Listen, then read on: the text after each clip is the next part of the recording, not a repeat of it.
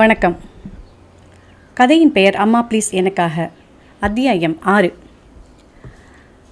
அந்த ஞாயிற்றுக்கிழமை தன் வாழ்க்கையை சூன்யமாக்கும் அரக்கத்தன்மையை கொண்டதாய் இருக்கப் போகிறது என்று சத்தியமாய் கௌரி எண்ண துணியவில்லை. ஒவ்வொரு ஞாயிறன்றும் பாலவிஹாருக்கு சென்று அரை நாள் போல அங்கு கணக்கு எழுதி நோய்வாய்ப்பட்டிருக்கும் குழந்தைகளை டாக்டரிடம் அழைத்துச் சென்று பாரதி பாடல்களை அவர்களுக்கு சொல்லிக் கொடுத்து மற்ற உபரி வேலைகளை செய்வது ஆதி நாள் தொட்டே சங்கரின் வழக்கம். இன்று தான் ஒரு ஆஃபீஸர் ஆகிவிட்டோம் என்பதற்காக அவன் அந்த வேலையை விட்டுவிடவில்லை. ஊரில் இல்லாத நாள்களை தவிர மற்றபடி வீட்டில் எந்த முக்கிய வேலை இருந்தாலும் முக்கிய நபர் வந்திருந்தாலும் பாலவிஹாருக்கு அவன் போவது மட்டும் நிற்காது. அப்படி இந்த வாரம் கிளம்பி போனவன்தான். மாலையில் பிணமாய்த்தான் அள்ளி போட்டு கொண்டு வந்தார்கள். மின்சார வண்டியில் அவன் ஏறியதும் வண்டி புறப்பட்டு விட்டதாகும். ஓடும் வண்டியில் ஏறி இளைஞன் ஒருவன் தன் வீரதீர பிரதாபத்தை காட்டிக்கொள்ள நினைத்திருக்கிறான். கணக்கு தப்பிவிட்டது. ஒரு கைப்பிடியை பிடித்திருக்க கால் ஃபுட்போர்டில் வைத்தது நழுவி விடவே அந்தரத்தில் பிளாட்பாரத்துக்கும் ரயிலுக்கும் இடுக்கில் தொங்கிவிட்டானாம்.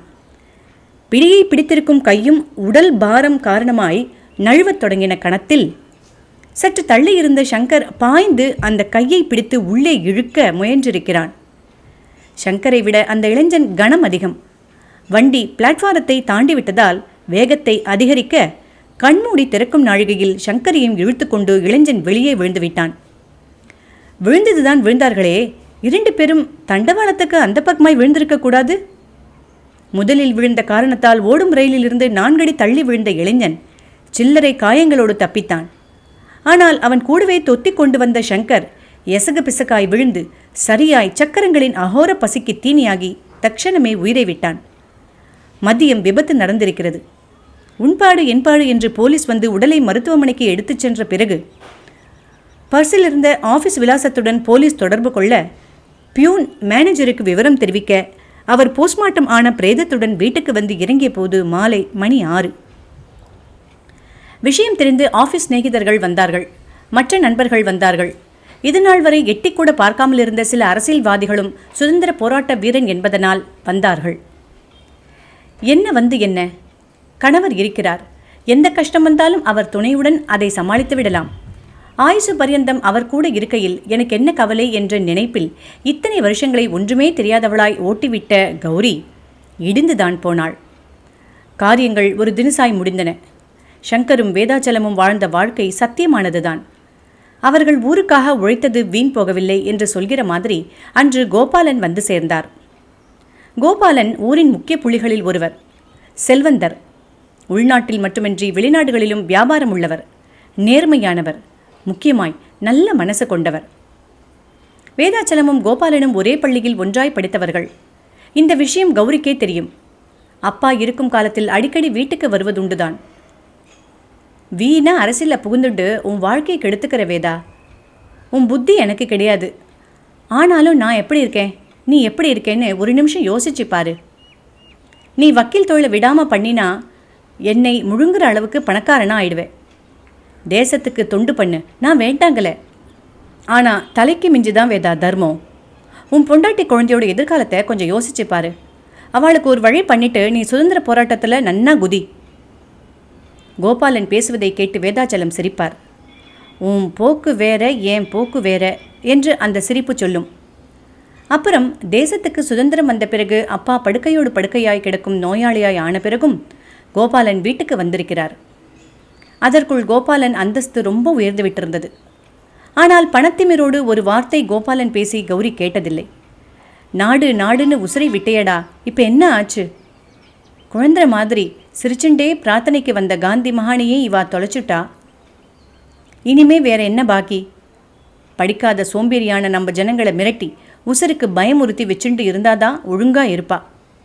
நீ வேணா பாரு, வெள்ளைக்காரன் கண்டிப்பு இல்லைன்னு தெரிஞ்சதும் இன்னும் 10 வருஷத்தில் குரங்கு கையில் பூமால அகப்பட்டுண்ட மாதிரி நம்ம நாட்டு ஜனங்க நடுவில் இந்த சுதந்திரம் என்ன பாடுபட போடுறதுன்னு. சரி, அதை விடு. பெண்ணுக்கு கல்யாணத்துக்கு வயசாச்சு, என்ன சேர்த்து வச்சிருக்க? அவளை ஒருத்தன் கையில் பிடிச்சு கொடுக்குற எண்ணமாவது இருக்கா இல்லையா? நீ மட்டும் சரின்னு சொல்லு, நான் நடத்துகிறேன் கௌரியோட கல்யாணத்தை ஜாமுன்னு. அவோ எனக்கும் பொண்ணு மாதிரி தானேடா. அப்போதும் அப்பா சிரித்தார். என் பெண்ணுக்கென்று ஒருத்தன் எங்கேயாவது பிறந்திருப்பான், நீ வீணாக கவலைப்படாத என்கிற மாதிரி. கௌரி சங்கர் கல்யாணத்துக்கு முகூர்த்தத்துக்கே வந்திருந்தார் கோபாலன்.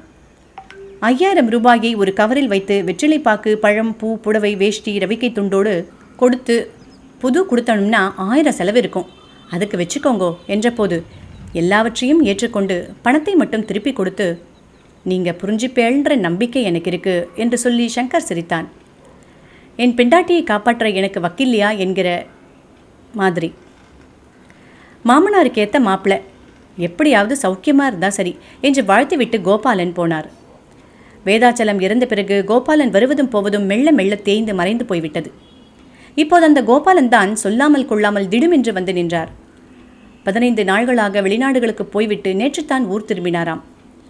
பழைய பேப்பர்களில் என்ன செய்தி என்று புரட்டின போது சங்கர் அகாலமாய் மரணமடைந்தது தெரியவர போட்டது போட்டபடி ஓடி வந்திருந்தார். கௌரி கௌரி என்றவருக்கு தொண்டை அடைப்பது தெளிவானது. சொந்த தந்தையை நேரில் வந்து உட்கார்ந்திருக்கும் பிரம்மை எழ கௌரி வாய்விட்டு அழுதுவிட்டாள். தொடர்ந்து 10 நாள்களுக்கு தினம் அங்கு வந்த கோபாலன் அன்று கௌரியையும் அவள் மாமனாரையும் உட்கார வைத்துக்கொண்டு தன் எண்ணத்தை வெளியிட்டார்.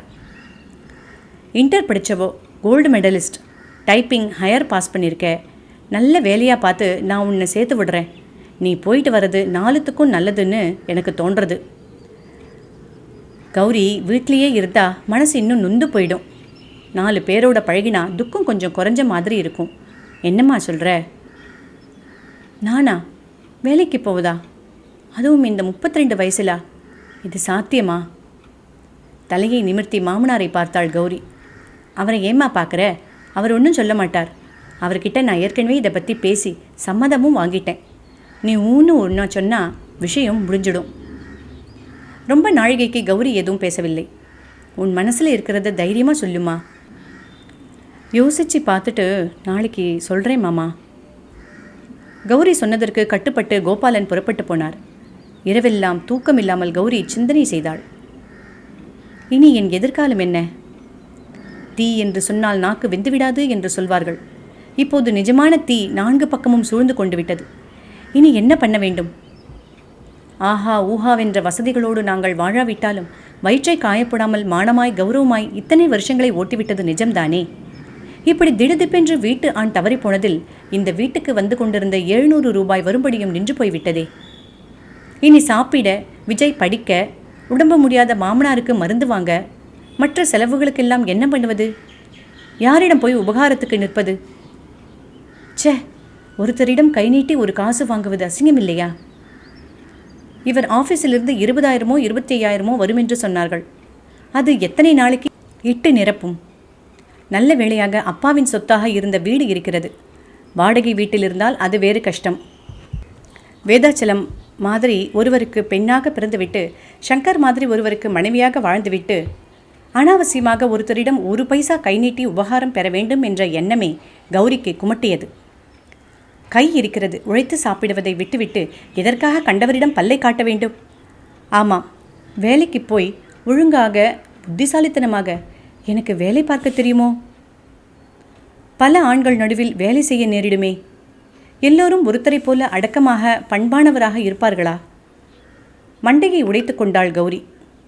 யோசிக்க யோசிக்க வேலைக்கு போவதை தவிர வேறு வழியில்லை என்பது தெளிவாக மறுநாள் வந்த கோபாலனிடம் வேலைக்கு செல்ல தனக்கு சம்மதம் என்று சொன்ன கௌரி மெதுவாக தன் மனசை அரித்த இன்னொன்றையும் வெளிப்படுத்தினாள்.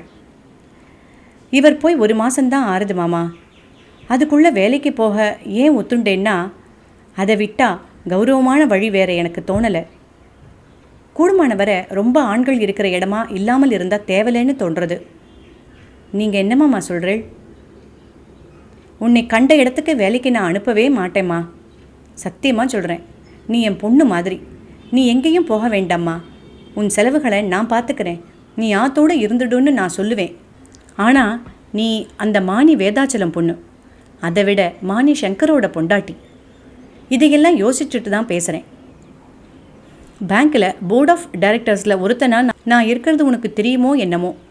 அந்த பேங்க்கில் உனக்கு கிளார்க் வேலைக்கு ஏற்பாடு பண்ணிட்டேன். மாதம் 350 ரூபாய் சம்பளம், கௌரவமான வேலை. 6 மாதத்தில் கன்ஃபார்ம் ஆனால் எல்லாமே 600 ரூபாய் கிடைக்கும். முன்னுக்கு வரக்கூடிய வேலை தான். உனக்கு சரியானதுன்னு நினைக்கிறேன் கௌரி. கோபாலனின் ஊகத்தை கௌரி பொய்க்கவில்லை. எண்ணி 6ஆம் மாதம் வேலை உறுதியானது. அடுத்த 5 ஆண்டுகளில் ஹெட் கிளார்க் ஆனாள்.